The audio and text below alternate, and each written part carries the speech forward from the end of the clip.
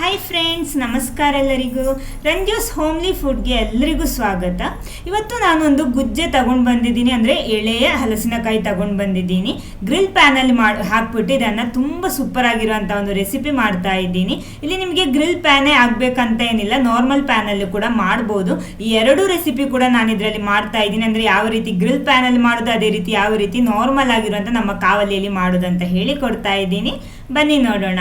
ಆಮೇಲೆ first time ಈ channel ನೋಡ್ತೀರಿ, ಚಾನಲ್ ಸಬ್ಸ್ಕ್ರೈಬ್ ಮಾಡಿ ಸಪೋರ್ಟ್ ಮಾಡಿ. ಅದರ ಪಕ್ಕದಲ್ಲೇ ಇರುವ ಬೆಲ್ ಐಕನ್ನು ಪ್ರೆಸ್ ಮಾಡಿ, ಅದರಲ್ಲಿ ಬರೋ ಆಲ್ ಆಪ್ಷನಿಗೂ ಕ್ಲಿಕ್ ಮಾಡಿ. ಹಾಗಿದ್ರೆ ಮಾತ್ರ ನಾನು ಹಾಕುವ ಹೊಸ ಹೊಸ ವಿಡಿಯೋಸ್ಗಳ ನೋಟಿಫಿಕೇಶನ್ ಎಲ್ಲ ನಿಮಗೆ ಸಿಗುತ್ತೆ.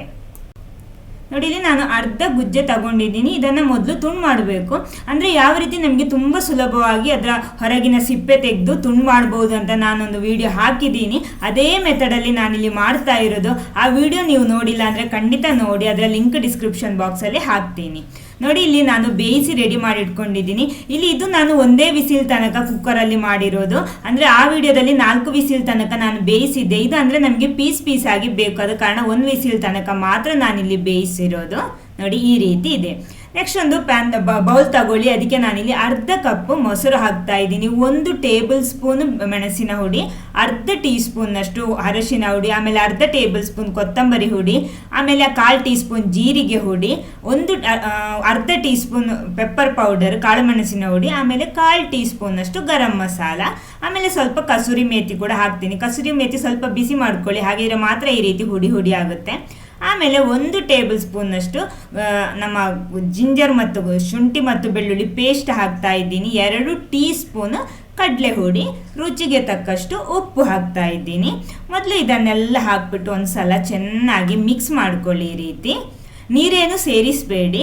ನೋಡಿ, ಚೆನ್ನಾಗಿ ಮಿಕ್ಸ್ ಆಗಿದೆ. ಇವಾಗ ಇನ್ನು ಇದಕ್ಕೆ ನಾನು ಸ್ವಲ್ಪ ಈರುಳ್ಳಿ ಕಟ್ ಮಾಡಿಟ್ಕೊಂಡಿದ್ದೀನಿ. ನೋಡಿ, ಈ ರೀತಿ. ಆಮೇಲೆ ಸ್ವಲ್ಪ ಕ್ಯಾಪ್ಸಿಕಮ್, ಆಮೇಲೆ ನಾವಿಲ್ಲಿ ಬೇಯಿಸಿಟ್ಟಂತಹ ಎಳೆಯ ಹಲಸಿನಕಾಯಿ ಅಥವಾ ಗುಜ್ಜೆ, ಇದನ್ನೆಲ್ಲ ಹಾಕ್ಬಿಟ್ಟು ಒಂದ್ಸಲ ಚೆನ್ನಾಗಿ ಮಿಕ್ಸ್ ಮಾಡ್ಕೊಳ್ಳಿ.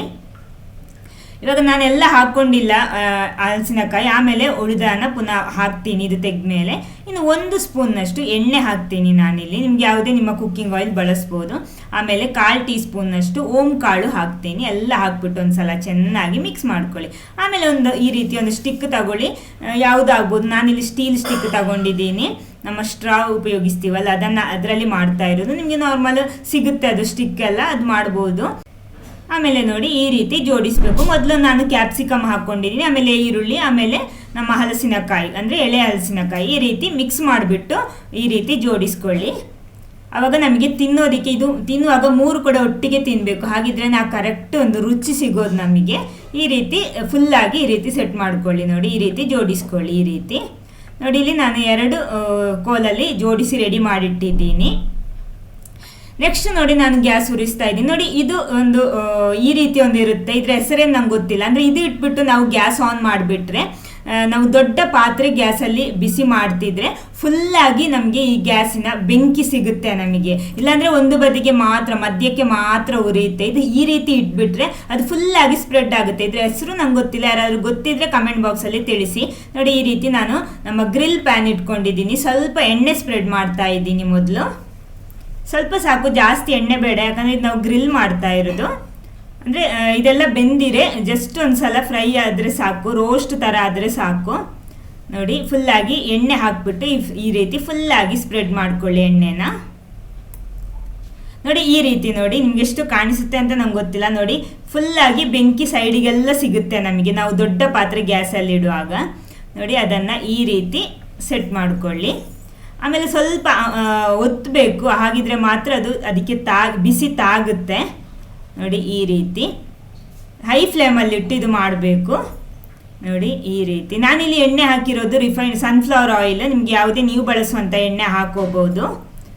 ನೋಡಿ, ಫುಲ್ಲಾಗಿ ಸ್ವಲ್ಪ ಎಣ್ಣೆ ಕೂಡ ಇದರ ಮೇಲ್ಗಡೆ ಈ ರೀತಿ ಮಾಡ್ಕೊಳ್ಳಿ. ಆಮೇಲೆ ಇದನ್ನು ಆವಾಗ ಈ ರೀತಿ ತಿರುಗಿಸಿ ಇದನ್ನು ಗ್ರಿಲ್ ಮಾಡಬೇಕು.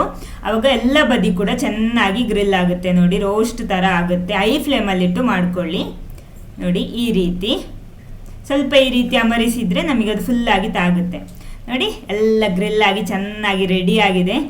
ಸೂಪರ್ ಆಗಿರೋಂಥ ಒಂದು ಪರಿಮಳನೂ ಬರ್ತಾ ಇದೆ. ಪ್ಯೂರ್ ವೆಜ್ ಗ್ರಿಲ್ ಇದು. ಅಂದರೆ ನಮ್ಮ ಎಳೆಯ ಹಲಸಿನಕಾಯಲ್ಲಿ ಮಾಡುವಂಥ ಒಂದು ಗ್ರಿಲ್ ಇದು. ಈ ರೀತಿಯೂ ನಮಗೆ ಎಳೆ ಹಲಸಿನಕಾಯಿ ಎಲ್ಲ ಮಾಡಿ ಸವಿಬಹುದು. ತುಂಬಾ ರೆಸಿಪಿ ಮಾಡ್ಬೋದು ಇದರಲ್ಲಿ. ನೋಡಿ ಪ್ಯಾನಲ್ಲಿ ಮಾಡ್ತೀರಿ, ಸ್ವಲ್ಪ ಎಣ್ಣೆ ಹಾಕಿಬಿಟ್ಟು ಈ ರೀತಿ ನಿಮ್ಗೆ ಇದನ್ನು ರೋಸ್ಟ್ ಮಾಡ್ಬೋದು. ಹೈ ಫ್ಲೇಮಲ್ಲೇ ಇಡಬೇಕು, ಅಂದರೆ ಇದು ಬೆಂದಿರುವಂತಹ ಹಲಸಿನಕಾಯಿ, ಆದ ಕಾರಣ ನಮಗೆ ಹೈ ಫ್ಲೇಮಲ್ಲಿಟ್ಟು ಮಾಡ್ಬೋದು. ನೋಡಿ ಈ ರೀತಿ ಚೆನ್ನಾಗಿ ಒಂದು ರೋಸ್ಟ್ ಆ ಥರ ಬರುತ್ತೆ, ಅಂದರೆ ಚೆನ್ನಾಗಿ ಅದು ಗ್ರಿಲ್ ಥರ ಬರಬೇಕು, ಅದಕ್ಕೋಸ್ಕರ ಹೈ ಫ್ಲೇಮಲ್ಲಿಟ್ಟು ಮಾಡಿ ಅನ್ನೋದು. ನೋಡಿ ತಿರುಗಿಸಿ ಹಾಕ್ಕೊಳ್ಳಿ, ನೋಡಿ ಈ ರೀತಿ ಬರಬೇಕು, ಅದು ಎಲ್ಲ ಚೆನ್ನಾಗಿ ಈ ರೀತಿ ಮಗುಚಿ ಹಾಕ್ಕೊಳ್ಳಿ.